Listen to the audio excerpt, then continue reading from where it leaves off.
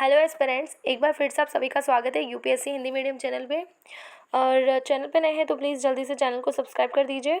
और हम लोगों ने जो 50 जो टारगेट लिया है आंसर शीट्स एनालिसिस करने का, तो वो हम कंटिन्यू रखेंगे। साथ ही पॉलिटी की क्लासेस भी, जो एस्पिरेंट्स पॉलिटी की क्लासेस के लिए चैनल पर हैं, तो प्लीज़ वो भी बने रहे। और ये भी उतना ही बेनिफिशियल जितना कि पॉलिटी की क्लासेस, ठीक है।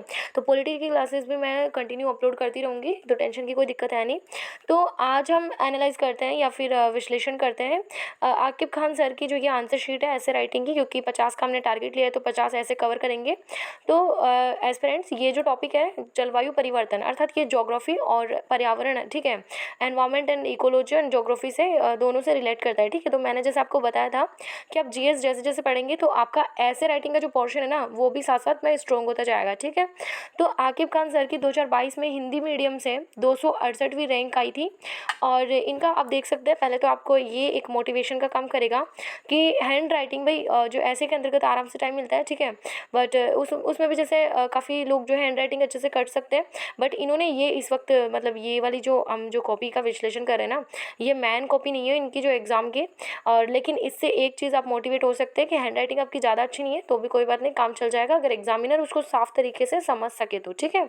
तो यहाँ आप देखेंगे इन्होंने जो ये जो टॉपिक है कि जलवायु परिवर्तन की रोकथाम, मतलब जो जलवायु परिवर्तन जो डे बाय डे हो रहा है, ठीक है, कि क्लाइमेट में जो जो चेंजेस आ रहे हैं, तो उसके लिए उस रोकथाम का तो टॉपिक है, ठीक है। लेकिन इससे संबंधित नहीं है कि क्या हम सही मार्ग पर है। मतलब जलवायु परिवर्तन जो बढ़ रहा है ना, वो क्या बढ़ने के पीछे हम लोग जो कारण है, तो वो क्या हम सही मार्ग पे, मतलब हम लोग सही कर रहे हैं क्या जलवायु परिवर्तन बढ़ा के। तो ये मतलब ये जो है ये पॉइंट है जो ये कहना चाहता है, ठीक है।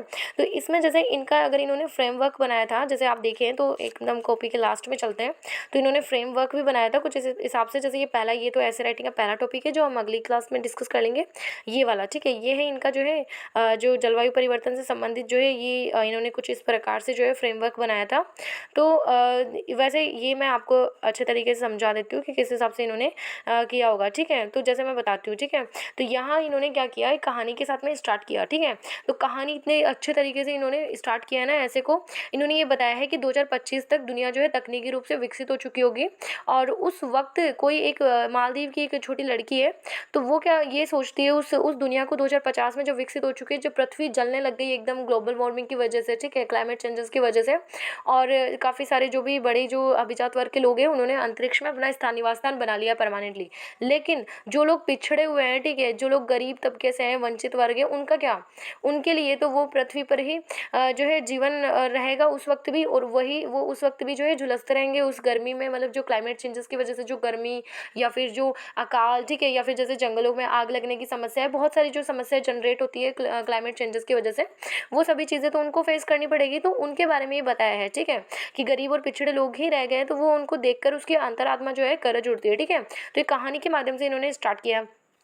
फिर इन्होंने बताया है कि किस प्रकार से मानव जो है निरंतर जो मानव की जो गतिविधियां हैं या कृत्रिम जो मानव के जो मानवीय कारक है, वो प्राकृतिक जो एक तो प्राकृतिक परिवर्तन होते हैं, ठीक है, प्रकृति के अंतर्गत, और एक मानवीय परिवर्तन। तो मानवीय परिवर्तन किस प्रकार से हावी हो रहे हैं वो चीज़ बताई।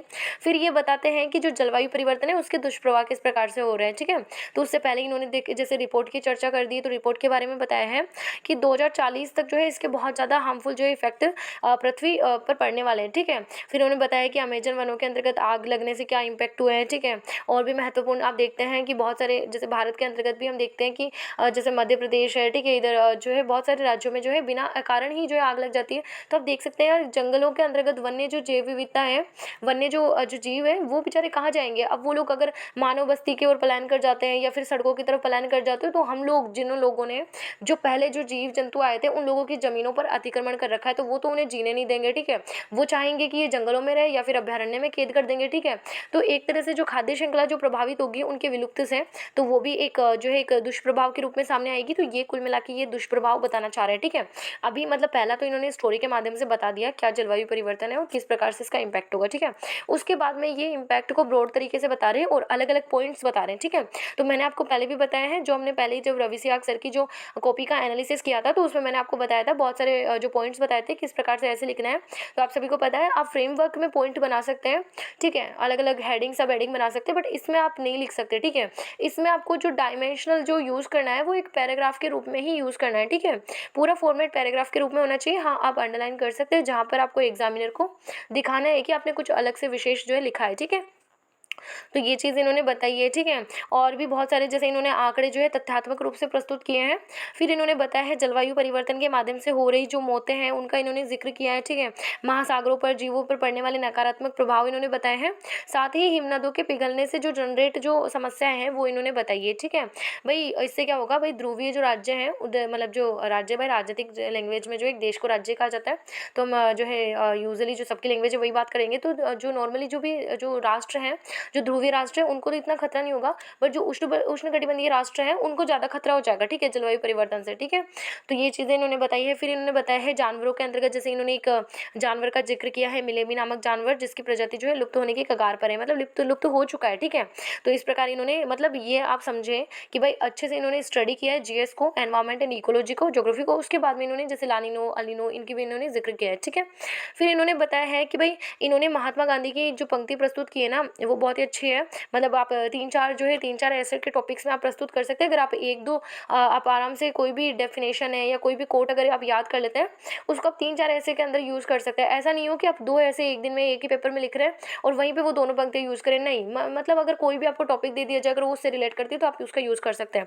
जैसे इन्होंने यूज़ किया है, बताया है कि महात्मा गांधी ने कहा था कि पृथ्वी हमारी आवश्यकताओं को पूरा करने के लिए पर्याप्त है, ठीक है, पर लालच के नहीं है। मतलब मनुष्य के लालच की कोई सीमा नहीं है। मनुष्य भाई यही चाहेगा, हर राष्ट्र यही चाहता है कि उसका ज़्यादा से ज़्यादा विकास हो। विकास के लिए उसको क्या करना पड़ेगा, औद्योगिकरण के माध्यम से तीव्रता से विकास को प्राप्त कर सकता है, या कृषि के माध्यम से भी करेगा। तो कृषि में यंत्रीकरण अपनाया गया है। बहुत सारे जो है ऐसे कोई जैसे यूरिया का यूज़ कर लिया, उर्वरक का यूज़ कर लिया, तो भूमि को तो नुकसान ही हो रहा है। तो ऐसी चीज़ें जो मतलब जो शॉर्टकट वे में आपको ज़्यादा सफलता दिलाती है तो वो नुकसान ही करती है, और वो ही एक मनुष्य का जो है लालच को जो है आगे बढ़ाने का कारक बनती है, ठीक है। तो महात्मा गांधी ने बताया भाई जो पृथ्वी है हमारी आवश्यकताओं को पूरा करने के लिए तो पर्याप्त है, और साथ ही हमें सतत जो विकास है उसके लक्ष्य को भी ध्यान में रखना चाहिए, क्योंकि हमारी जो पृथ्वी है ना वो हमारी पीढ़ियों के माध्यम से हमें उधार में दी गई पृथ्वी है, ठीक है। ऐसा ना समझे कि हमारा पूर्ण अधिकार है, हम हमारी आने वाली पीढ़ियों के लिए कुछ भी ना छोड़ के जाए, संसाधन के रूप में कह लो, चाहे पृथ्वी खुद ग्रह के रूप में कह लो, ठीक है। तो इस हिसाब से इन्होंने ये बताया। फिर नीति आयोग की रिपोर्ट का भी इन्होंने जो है जिक्र किया है। फिर इन्होंने एक चीज़ जो है अब अलग से जो है पॉइंट बना के लिखा है। वैसे आप पॉइंट बना के ना लिखें, आप सीधे पैराग्राफ में लिखे, एग्जामिनर को समझ आ जाएगा भाई ये ऐसे है, बट यहाँ से पैराग्राफ चेंज हो रहा है तो ये नया पॉइंट ही शुरू हो रहा है, ठीक है। तो आप यहाँ इन्होंने जैसे लिखा है कि इन्होंने बताया है रोकथाम की जो मतलब जलवायु परिवर्तन के अंतर्गत जो रोकथाम की जानी चाहिए ना समय पर, उसके अप्रभाविता के कारण कौन कौन से हैं। तो इन्होंने बताया एक तो समाज जो है एक्टिव नहीं है। समाज के जो भी व्यक्ति हैं, जो मध्यम जो वर्ग है वो उसके माध्यम से एक्टिव नहीं है। भाई मध्यम वर्ग है वो क्रांतिकारी वर्ग हो सकता है, क्योंकि वो शिक्षित और बुद्धिजीवी वर्ग होता है, बट वो क्रांति करता नहीं है, ठीक है। बुद्धिजीवी वर्ग है वो समझदार, भाई जो चल रहा है वो उसी में सुखी रहता है, ठीक है। तो ये चीज़ जो है ये इस मानसिकता से ऊपर उठकर सोचने की आवश्यकता है। भाई क्रांति कौन करता है, या तो भाई जिसके अंदर जो है दमखम है, ठीक है, जो सक्षम है क्रांति करने में, मतलब एकदम शीर्ष पर पहुंचा व्यक्ति, या फिर जो व्यक्ति जो एकदम जो एक समाज या फिर किसी भी समस्या से जो है एकदम पीड़ित हो चुका है, उसके सामने क्रांति करने के अलावा कोई विकल्प नहीं बचता, तो वो क्रांति करता है। मध्यम वर्ग को क्रांति करने की आवश्यकता पड़ती नहीं है, जैसा चल रहा है वो वैसा चल रहा है, तो उसमें वो सुखी रहता है, ना उसको ज़्यादा नुकसान होता है ना ही ज़्यादा उसको फायदा होता है, ठीक है। तो इसी हिसाब से उसको क्रांति करने की आवश्यकता नहीं पड़ती। बट मध्यम वर्ग अगर जागृत हो जाए ना, सक्रिय हो जाए, तो जलवायु परिवर्तन के संबंध में जो है काफ़ी जो है कदम उठा सकता है, ठीक है। फिर उसके बाद में एक और कारण बताया है, दक्षिणपंथी जो सरकारें होती है उनकी इच्छा शक्ति की कमी। भाई दक्षिणपंथी का मतलब क्या हो गया, भाई एक तो होती है वामपंथी विचारधारा, दूसरी होती है दक्षिणपंथी विचारधारा। जो वामपंथी विचारधारा होती है वो परिवर्तन में जो है बिलीव करती है, ठीक है। नए जो भी परिवर्तन है या नवाचार समय के अनुसार जो परिवर्तन की मांग है उसको जो है परिवर्तन करने पर बल देती है, ठीक है, या उसके साथ जुड़ जाती है। लेकिन जो दक्षिणपंथी विचारधारा है वो थोड़ा बहुत रूढ़िवादिता या कट्टरपंथी में बिलीव करती है, मतलब जैसा पहले से परंपरावादी सोच है उसी को जो है बनाए रखने में सहायक होती है, ठीक है। तो ये चीज़ जो दक्षिणपंथी विचारधारा सरकारें हैं उनमें थोड़ा सा परिवर्तन करने की आवश्यकता है। फिर इन्होंने बताया है वित्तीय समस्या, मतलब बहुत सारे देश हैं, जैसे आप ये समझेंगे अल्प विकसित देश है, विकासशील देश है, अरे भाई उनकी जो है 2 वक्त के भोजन का भी उनके मतलब अल्प विकसित और जो विकासशील देश है उनके जो है ये भी समस्या बनी हुई है, गरीबी है, बेरोजगारी है, भूखमरी है, अशिक्षा है।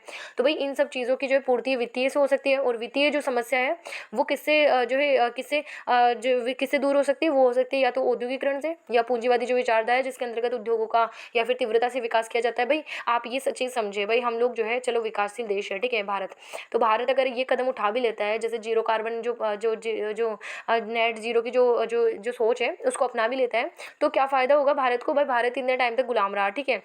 उसके बाद में भारत जो है, भारत के पड़ोसी देश कुछ दुश्मन राष्ट्र उनसे जो है उनसे जो है जूझता रहता है। भारत के अंदर ऐसी गतिविधियां, आंतरिक सुरक्षा को इतना खतरा होता रहता है, उससे जूझता रहता है। तो भाई पैसे तो लगते ही हैं, तो वो चीज़ें जो लोक कल्याणकारी योजनाएं भी टाइम टू टाइम चलानी पड़ती है, ठीक है। तो भाई उसके अंतर्गत अब इतना भारत ने चलो इतना संघर्ष किया है, मैं सिर्फ एक देश पे आपको बता रही हूँ अप्लाई करके, तो भारत ने चलो इतना संघर्ष किया है, तो अब भारत की जब विकास करने की बारी है ये, तो भारत क्यों नहीं उद्योग धंधे लगाएगा, ठीक है। भारत क्यों फैक्ट्रियां नहीं लगाएगा, ठीक है, लगाएगा क्योंकि भारत भी विकसित देशों की श्रेणी में खड़ा होना चाहता है, अग्रणी बनना चाहता है और बनेगा, ठीक है। तो ये चीज़, अब ये वाली जो सोच है ना, एक तरह से वो जलवायु परिवर्तन या फिर समझे पर्यावरण की दृष्टि से तो एक तरह से जो है पर्यावरण को जो है खतरा ही पहुंचा रही है, क्योंकि हम लोग जो है फैक्ट्रियां लगाएंगे तो भाई उससे प्रदूषण तो होगा ही, लेकिन हम लोग भाई विकासशील देशों की थोड़ी जिम्मेदारी बनती है। जो विकसित देश हैं जिन्होंने विकास कर चुका है जैसे यूएसए वगैरह है, वो तो कम से कम पेरिस शांति सम्मेलन या पेरिस समझौते से अलग ना हो, बट विकसित देशों के द्वारा ऐसी कोई घटनाएं सामने आती है, जैसे रूस अलग हो गया है, ठीक है, उसके बाद में यूएसए अलग हो गया है, तो जैसे यूएसए जो पेरिस जो समझौता है उससे अलग हुआ है, ठीक है। तो विकास विकसित देशों के द्वारा ऐसे कदम नहीं उठाए जाने चाहिए जिससे जलवायु परिवर्तन को और ज़्यादा बढ़ावा मिले, ठीक है, या फिर कोई भी जलवायु परिवर्तन जैसे जो भी पर्यावरण है उसको नुकसान हो, ठीक है। तो भाई विकसित, विकासशील और जो अल्प विकसित है उनकी जिम्मेदारी, उनको थोड़ा जिम्मेदार कम ठहराया जाए और साथ ही विकसित देशों पर जो है जिम्मेदारी का ज़्यादा मतलब जिम्मेदारी ज़्यादा दी जाए, ठीक है, क्योंकि उन्होंने विकास कर लिया है, अब वो और ज़्यादा पोल्यूशन कर रहे हैं और उसका इल्ज़ाम जो है वो विकासशील देश या अल्प विकसित देशों पे लगा देते हैं, तो वो एक गलत है, ठीक है। तो वो क्या है, दो जो दक्षिण दक्षिण राष्ट्र और उत्तर उत्तर राष्ट्रों के मध्य जो है विभेद की स्थिति ही जनरेट करेगा और कुछ नहीं, ठीक है। तो विकसित देशों के द्वारा भी ध्यान दिया जाना आवश्यक है, ठीक है। और एक और आप कारण ये भी लिख सकते हैं, क्योंकि ये तो मैंने आपको विकासशील देशों का पक्ष बताया, ठीक है, लेकिन आप कारण ये भी लिख सकते हैं विकासशील और अल्प विकसित देशों के अंतर्गत जो तकनीकी है और जो आधारभूत ढांचा है वो मजबूत नहीं है, तो उस वजह से भी वो लोग जो है प्रदूषण कर रहे हैं, मतलब विकास करने के लिए फैक्ट्रियाँ लगा रहे हैं या फिर उद्योग धंधे स्थापित कर रहे हैं, ठीक है। ये भी आप सब लिख सकते हैं, ठीक है। फिर उसके बाद में जैसे इन्होंने एक और पॉइंट बनाया है, तो आप पॉइंट देखो, मैंने आपको बताया ना, ये आप जो इन्होंने जो पॉइंट बनाया है, तो ये पॉइंट जो है आपको रैंक से जो है काफ़ी आगे दूर ले जा सकता है। तो आप पॉइंट को इस प्रकार से आप हाईलाइट ना करें, सीधे पैराग्राफ में लिखेंगे ना, जैसे रवि सियाग सर की अपने कॉपी का एनालिसिस किया था, सीधे पैराग्राफ में लिखे थे। एग्जामिनर की हेडेक है ना, वो कैसे चेक करता है उसको, भाई आपको ये बताने की जरूरत नहीं है कि यहाँ मेरा पॉइंट चेंज हो रहा है, वो अपने आप देख लेगा, क्योंकि ये ऐसे है, ये कोई जीएस का कोई क्वेश्चन का आप आंसर नहीं लिख रहे हैं, ये ऐसे लिख रहे हैं, ठीक है। तो इन्होंने फिर नया पॉइंट उठाया है, तो आप ये भी बता सकते हैं, उन्होंने जो कि बताया है कि रोकथाम की जो विफलता है उसके प्रभाव बताएं, ठीक है, कि भाई किस प्रकार से क्या क्या प्रभाव पड़ रहे हैं, या आने वाले समय में प्रभाव पड़ सकते हैं। तो संसाधनों की कमी हो जाएगी, भूमि की कमी हो जाएगी, क्योंकि क्या होगा, शरणार्थी जो है ज़्यादा से ज़्यादा मात्रा में जो भी जो राष्ट्र हैं जिनके पास ज़्यादा संभावनाएं दिख रही है, जो भी तो उनके पास जाएंगे, ठीक है। तो वैसे भारत का बता दूँ आपको, जो नेट जीरो का जो भी लक्ष्य है ना, हमने 2070 डिसाइड किया है, ठीक है, कि भाई नेट जीरो मतलब जो कार्बन जो है, कार्बन को एकदम जीरो पर लाने का, ठीक है, 2070 डिसाइड किया है और वो सही है। वो तब तक जो है हमें जो है विकास पर ध्यान देना होगा, तब तक हम जितना चाहे उतना विकास कर सकते हैं, क्योंकि उसके बाद में जो भी भारत ने जो एग्रीमेंट साइन किए ना, वो उस पर जो है स्ट्रिक्टली फोकस करना पड़ेगा, ठीक है। तो एक चीज़ ये, फिर इन्होंने यूएनईपी की एक रिपोर्ट जो है इन्होंने बताई है, ठीक है। तो आप कोई भी एक महत्वपूर्ण संस्था या फिर जैसे WHO की रिपोर्ट बता सकते हैं, ठीक है।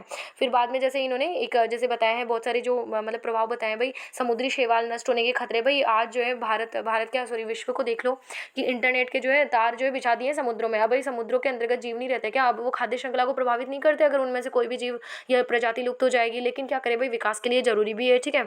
तो हमारे द्वारा आप आगे की राह में, जैसे इन्होंने तो क्या किया था, एक मदर टेरेसा की जो पंक्तियाँ लिखी है, बहुत ही अच्छी पंक्तियाँ, वो उन्होंने एंड किया, लेकिन आप आगे की राह में और भी ज़्यादा इफेक्टिव बनाने और साथ ही विश्व को जो है इससे जो क्लाइमेट चेंजेस के जो खतरे से बचाने के लिए आप ये लिख सकते हैं कि क्या औद्योगिकरण के द्वारा जो विकास होना तय है उसके रूप में कोई दूसरा विकल्प नहीं आ सकता क्या, ठीक है।